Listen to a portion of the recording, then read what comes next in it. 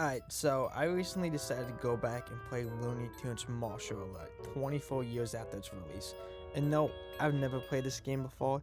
As far as I know, I think the only Looney Tunes games I have ever played was Looney Tunes Back in Action on my GameCube. The game starts off with Marvin the Martian planning to commit the worst terrorist attack in the history of humankind by blowing up Earth. But Marvin would also be ending terrorism on humans by blowing up the whole planet and putting them out of his misery. So in some ways, he's a good guy here. Down on Earth, Bugs Bunny is getting ready for his nice vacation in Florida. Hopefully he doesn't run into too many Florida men. Bugs then pops out of the hole only to find that the timeshare he bought was a complete lie and he was definitely not in Florida. Bugs then conveniently stumbles upon a conversation between Marvin and his dog, where Marvin is just completely railroading his dog for throwing a bunch of stuff out of a ship or something, breaking a teleporter into 10 pieces. And Bugs also so happens to hear that Marvin is planning to destroy the Earth, so Bugs is all like, oh, well, gotta get all these teleporter pieces so that Marvin doesn't, blow up the Earth and kill everybody and everything I care about. Bugs then runs into Elmer Fudd, who is naturally trying to kill him because he is constantly trying to hunt rabbits. Bugs then gets the best of Elmer and is all like, dude, you gotta watch out, Marvin's trying to blow up the planet. And Elmer's all like, ah shit, dude, that kind of sucks, let me join you and help you out, and we're gonna stop this guy. This then adds a really fun part of the game, as Elmer is now a playable character. After getting a dub over Elmer, Bugs then goes and gets a dub over Marvin as he gets his radar, which seems like a pretty big win for the program, snatching Marvin's radar before he could get to it. I then figured out how to use Elmer, and that is by using his gun to blow up rocks, which is pretty sick. Bugs then runs into Daffy, which naturally ends up being a fight, of which Bugs obviously gets the best of him because I'm just such a baller in this game. Bugs then explains to Daffy that Marvin's trying to take over the world, and then Daffy breaks the fourth law by acknowledging the fact that Marvin's always trying to destroy them in cartoons.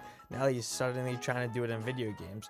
And then Daffy sees opportunity. He's like, oh, well, if Marvin wins this, then I'm going to suck up to him and be on his side and become like a movie star or something. And if he doesn't, then I'll just stick with this rabbit and stay on his side. So in a lot of ways, Daffy is straight up acknowledging that he's playing both sides. I'm playing both sides so that I always come out on top. And telling this to Bugs, who doesn't really seem to care. Daffy then joins the team as a playable character.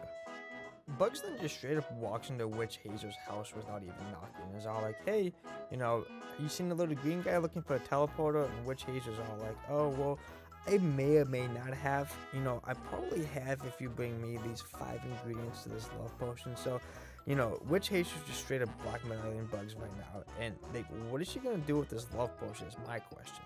Who is this special somebody that she's going after?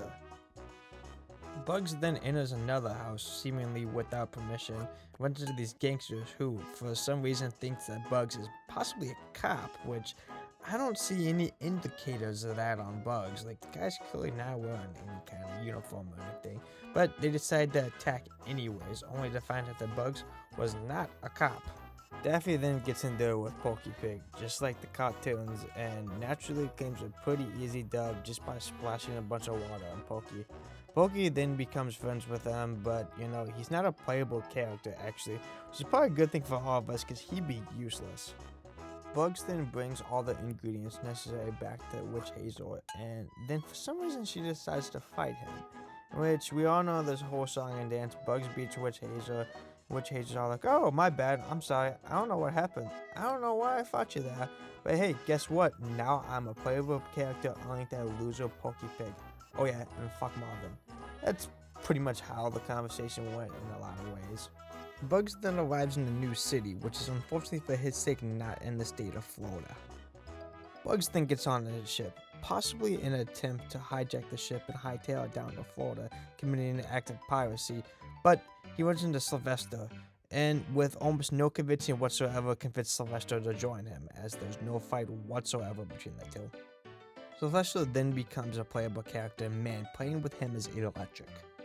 You just kick these crates into these giant pig-like security guards, and I find it oddly so entertaining. After finding a baby kangaroo, who some of which thought was a mouse, Sylvester got into a fight with Yosemite Sam, who kept trying to blow Sylvester up, which can't be very safe to do on a boat. But nonetheless, Sylvester just kicked those bombs straight on over to Yosemite, and his act of terrorism kind of backfired. I guess you could say that really blew up in his face. Ha ha ha ha ha ha, oh god. Afterwards, Bugs conveniently runs into Marvin in the middle of a cave and fights him and obviously wins and gets yet another piece of the teleporter. After being the worst Marvin, you then end up in a castle that Yosemite Sam sent you to so that you could pick up a package for him.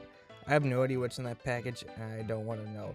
Bugs ends up in a fight with this weird-looking guy who, honestly, I don't even know who the heck he is. I'm relatively well-versed on Looney Tunes. Not an expert, but I understand it. Bugs obviously wins because I'm a baller, and so is Bugs. You bring the package back to Yosemite, and he's obviously pretty hyped. Says he's gonna get the ship prepped.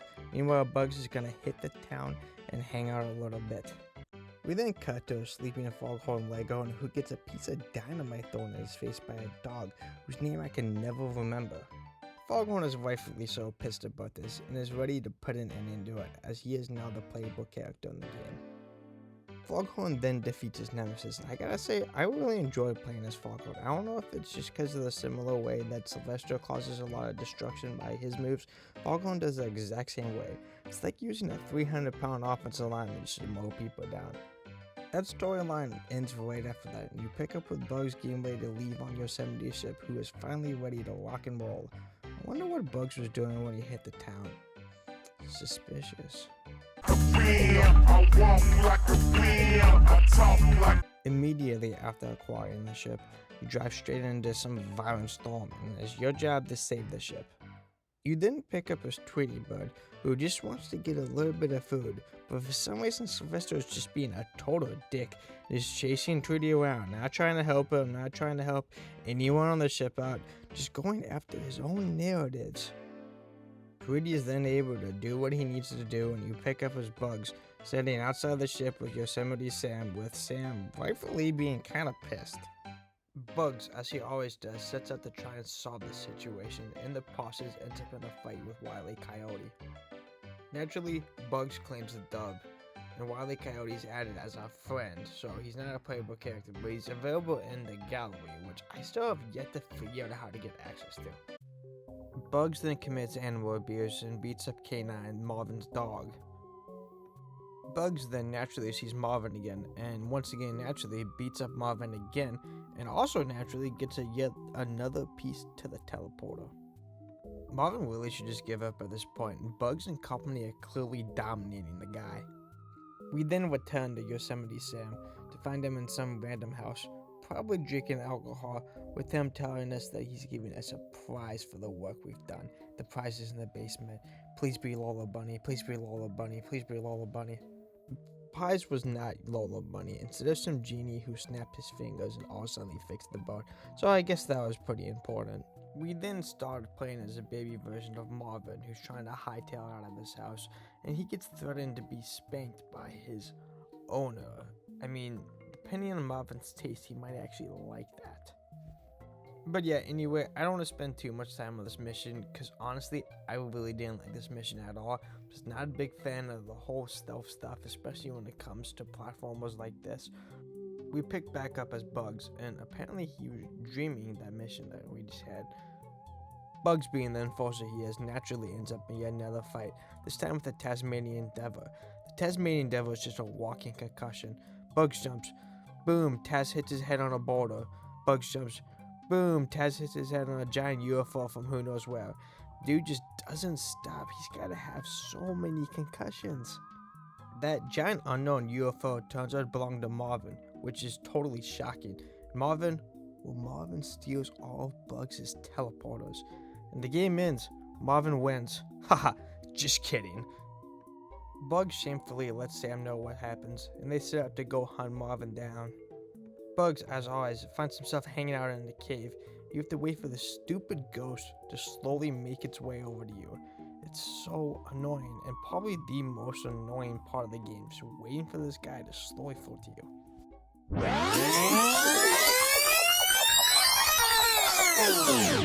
Turns out the guy was just a quote-unquote friend, which, I already have too many of those by this point in the game, so he's pretty much useless. We then face up against Marvin one final time. This one final time was a dub. Marvin's plan was completely foiled. To my surprise, the game was actually over. Well, the main mission was, at least. There were still secret missions, or I guess you could say post-game missions that were available, which makes sense because looking at all the playable characters, there's still a lot of empty slots that have not been unlocked yet. So I'm definitely going to check this out at a later time. However, the purpose of this video was to play through the main mission.